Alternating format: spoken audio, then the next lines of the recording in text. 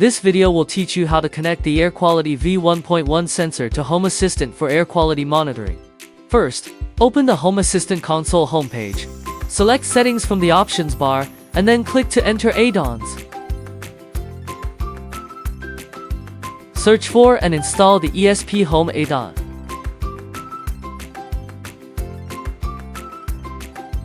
After the installation is complete, click ESP Home Builder to start creating a new IoT device.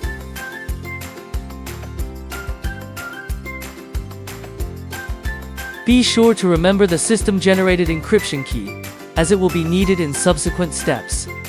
Click Edit on the device card to enter the configuration editing interface. Click Save to save the configuration. Then click Install and select Manual Download to compile and generate the bin file. The compilation process may take some time. Please ensure you have a stable network connection. After successful compilation, click Factory Format to download the bin file.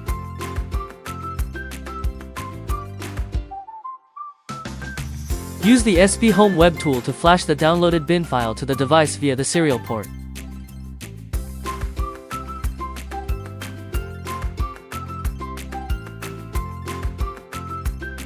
After the flashing is complete, the device will start up and attempt to connect to the network.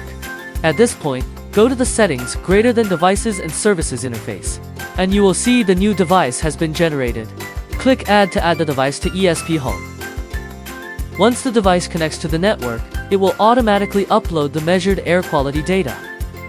When your Home Assistant connects to the air quality device for the first time, please enter the previously saved encryption key in the ESP Home integration. For port validation, it is recommended that you directly enter the device's local domain name to complete it automatically. You can also choose to manually specify the device port.